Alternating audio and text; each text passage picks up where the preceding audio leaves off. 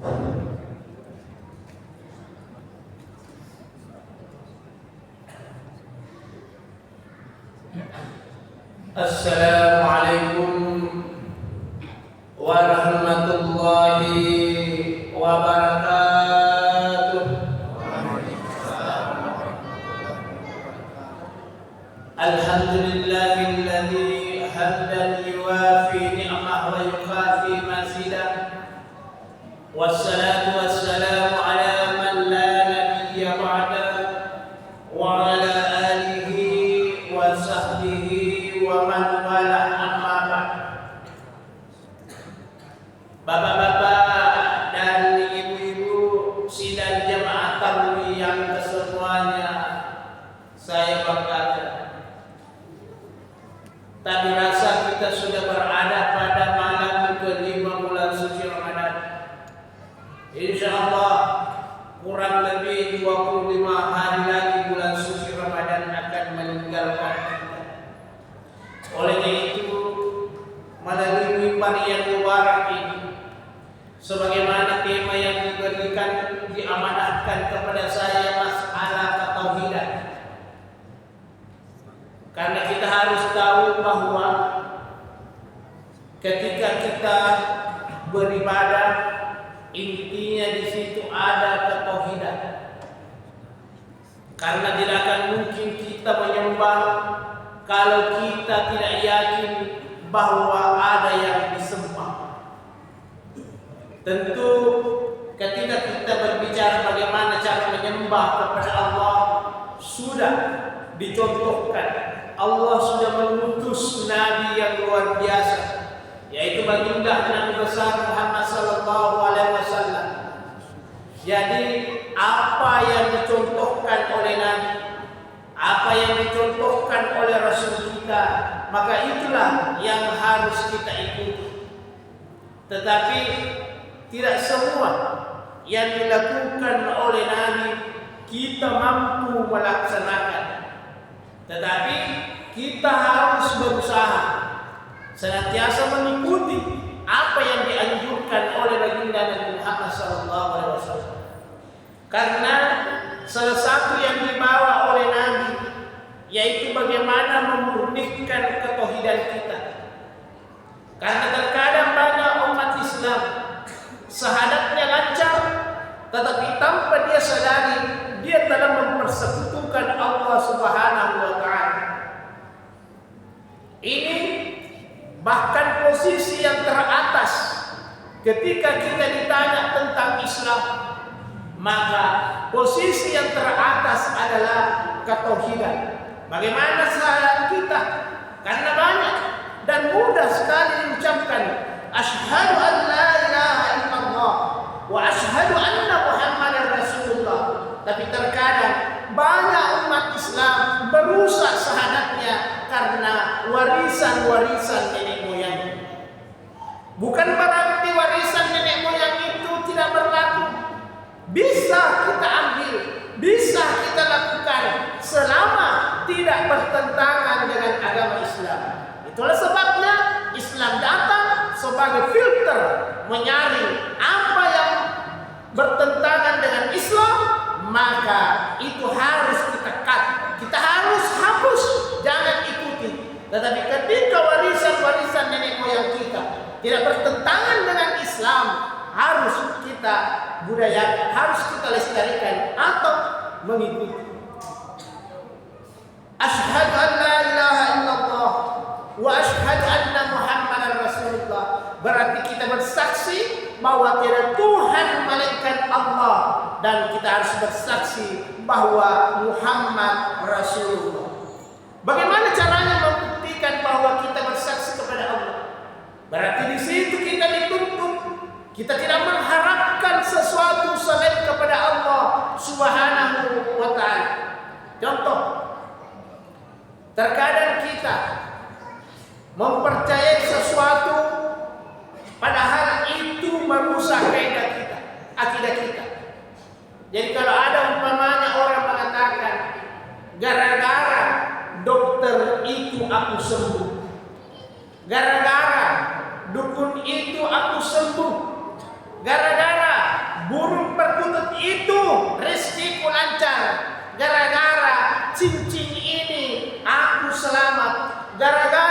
bari ini aku selamat. Kapan ada di dalam hati kita bahwa itu yang menyembuhkan, itu yang menyelamatkan, berarti akidah kita bergeser. Mungkin ada yang mengatakan, betul, nanti saya datang ke dokter baru saya sembuh, atau sepulang saya dari dokter baru aku sembuh, betul. Tetapi saya berikan perumpamaan.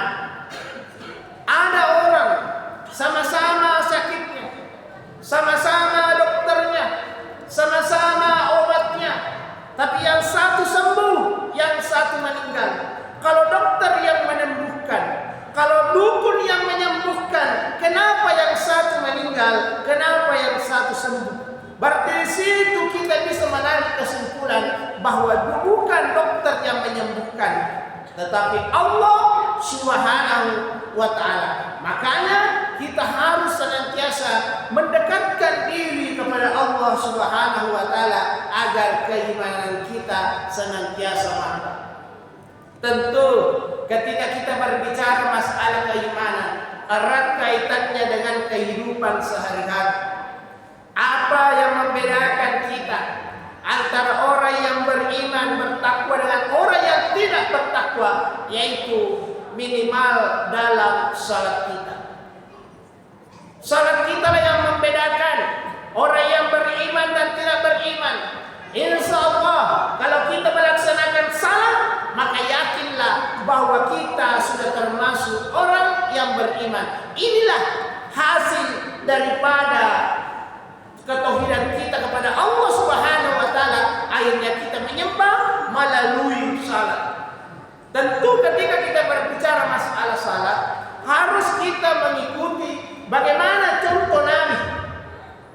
Mungkin mengatakan Nabi, kita tidak mendapatkan Nabi, maka ada al-ulama warasatul anbiya. Ulama itu adalah pewaris daripada Nabi, maka ikutilah contoh. Banyak diberikan contoh di dalam salat supaya salat kita khusyuk, terutama salat berjamaah. Karena kenapa? Nabi memberikan contoh kepada kita, yaitu untuk melaksanakan yang namanya salat berjamaah. Salatul jamaah afdalun min salatil fardhi. Salat berjamaah itu lebih afdal daripada salat sendirian. Tapi tentu ketika kita salat berjamaah harus ada hal-hal yang harus kita perhatikan. Apa itu? Di dalam kitab Mau'izatul Mu'minin dijelaskan bahwa ketika mendatangi salat berjamaah yang harus diperhatikan dulu ini. Apa itu? Yaitu bau mulut. Nabi berpesan, "Laula an asyqa ala ummati."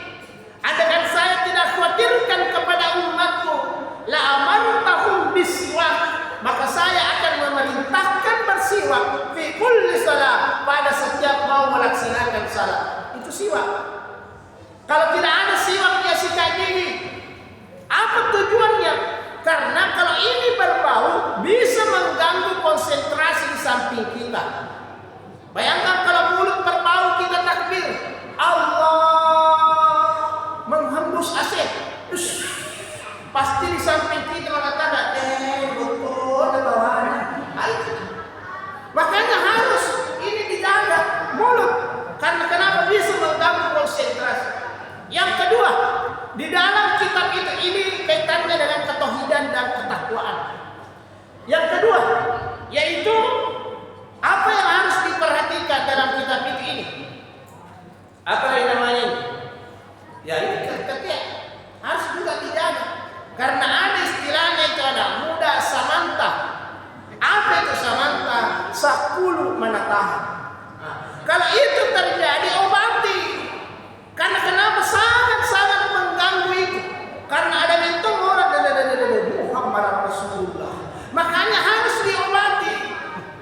Ada obatnya di Alfamart, ada obatnya di Indomaret. Pergi pergi di sana mengatakan mau kak beli Rexona. Nah itu. Nah, sebelum ke mesti gosok itu, masih kotor. Nah itu, Pak Ustaz, terlalu mahal di Rexona. Kalau mahal di Rexona, pergi di pasar Pak Ben Baik. Ada di situ pasar Pak Ben seperti yang saya pakai, ada di situ beli apa namanya? Tawasa. Berapa harganya? 5.000 begini besarnya. Nah, insya Allah kalau begini besarnya bisa dipakai 1 tahun. Ada di sebelum ke masjid bosol, masih rokok. Nah, kenapa? Karena kalau ini berbau, ini bisa mengganggu konsentrasi di samping kita. Bayangkan kalau takbir, Allah kencang hasilnya karena 2 PK. Pasti di samping 10 mentugang. Nah, itu sangat mengganggu konsentrasi di dalam beribadah. Apalagi yang perlu diperhatikan, yaitu masalah pakaian. Di situ dalam kitab dianjurkan jangan memakai pakaian yang bergambar, jangan memakai pakaian yang ada tulisannya ketika datang salat berjamaah. Alhamdulillah di dalam masjid ini tidak ada dipilihan pakai baju yang ada gambarnya. Kalaupun ada, saya pura-pura tidak lihat. Tapi ingat, jangan lagi dipakai itu karena mengganggu konsentrasi. Ada mengatakan, Ustaz, di depan di gambarnya. Kalau di depan gambarnya kita yang mengganggu. Tapi kalau di belakang gambarnya orang lain yang mengganggu.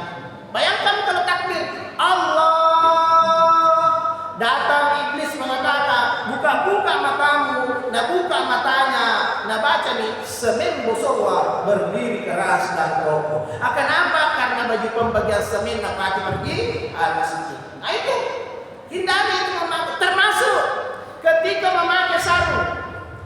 Ketika memakai sarung, itu mereknya jangan simpan di bawah. Yang digulung itu adalah mereknya, jangan simpan di bawah karena bisa mengganggu konsentrasi di belakang kita. Tidak Pak Ustaz. Lihat contohnya. Allahu Akbar. Datang iblis mengatakan, buka-buka matamu, nah buka matanya, nah baca wadimor.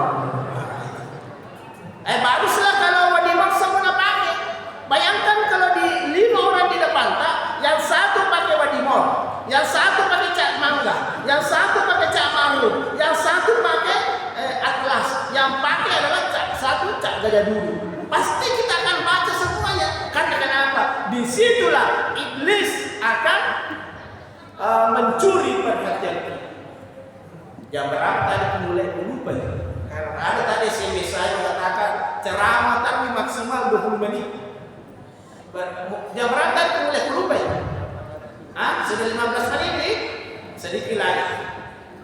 Apalagi yang perlu diperhatikan? Ketika kita melaksanakan salat, itu ketauhidan, itu ketika takbir. Ada yang perlu diperhatikan ketika salat. Jangan lepas dari sini. Karena yang namanya khusyuk dalam salat, yang namanya khusyuk atau ketakwaan kita, ketakutan kita kepada Allah itu pasti tidak bisa 100% khusyuk. Maka yang pertama diperhatikan ketika salat, jangan sampai lepas dari ini. Yaitu yang pertama itu adalah ketika takbir. Kita harus konsentrasi di situ. Allah. Kalau mau campurkan terkait ketika sampai kata-kata hu, disitulah kita betul-betul khusyuk bahwa tidak ada Allah selain. Di sini masalah ketauhidan. Allahu Akbar. Disitulah inti, disitulah kita buat niat kita, disitulah kita berniat, dan disitulah kita fokuskan kepada Allah Subhanahu Wa Taala. Kenapa? Karena kita mau membelakangi dunia. Allahu Akbar. Dunia ini kecil, yang besar adalah akbar. Semua urusan dunia kita tinggalkan. Semua apa yang melekat pada diri kita, kita tinggalkan. Akbar hanya Allah yang maha besar. Yang kedua, ketika dibaca Al-Fatihah, Iyyaka na'budu wa iyyaka nasta'in. Disitulah kita harus konsentrasi bahwa hanya Allah lah yang saya sembah dan kepada Allah saya meminta. Yang ketiga, tempat konsentrasi ketika kita baca syahadat, asyhadu an la ilaha illallah wa asyhadu anna Muhammadar Rasulullah Rasulullah. Disitulah persaksian kita, karena disitulah yang membedakan antara Islam dengan tidak. Disitulah yang membedakan ketauhidan kita ketika kita bersahadat kepada Allah Subhanahu wa Ta'ala. Karena sahadat itu luar biasa. Mulai sebelum kita keluar dari rumah, dalam rahim kita, kita sudah bersahadat. Allah telah mengajarkan sahadat kita. Itulah sebabnya dalam bahasa Bugis dikatakan sahadat dalam petang. Apa maksudnya? Sebelum kita lahir di alam dunia ini, Allah sudah memberikan sahadat. Alastu birabbikum. Apakah engkau tahu bahwa saya adalah Tuhanmu? Kemudian kita katakan bala syahidna. Ya Allah, saya bersaksi bahwa Engkau adalah Tuhanku. Saya akan siap menjalankan perintahmu dan menjauhi laranganmu. Itulah kita keluar dari rahim ibu kita. Kita menggenggam tangan kita. Kenapa? Baru-baru menerima saksi syahadat kepada Allah Subhanahu wa Ta'ala. Yang terakhir adalah ketika kita mau memberi salam, jangan sampai lepas ingatan kita, keusulan kita kepada Allah Subhanahu wa Ta'ala. Insyaallah selama kita lakukan ini, maka itulah jalan yang terbaik mendekatkan diri atau mempermantap ketauhidan kita kepada Allah Subhanahu wa Ta'ala. Sebagai kesimpulan, yang pertama, ketika kita berbicara masalah ketauhidan, maka perbaiki hati kita. Apa yang dihajarkan dalam surah Al-Ikhlas, apapun yang kita kerjakan, ikhlas itu artinya, kenapa dikatakan al-ikhlas? Padahal inti dalam ayat itu adalah masalah ketauhidan. Di situ diajarkan ketika melakukan sesuatu harus dengan tauhid kepada Allah Subhanahu wa Ta'ala. Tidak akan mungkin sempurna keikhlasan kita kalau ketauhidan kita tidak sempurna. Saya kira cukup sekian. Wallahu a'lam bishawab. Assalamualaikum warahmatullahi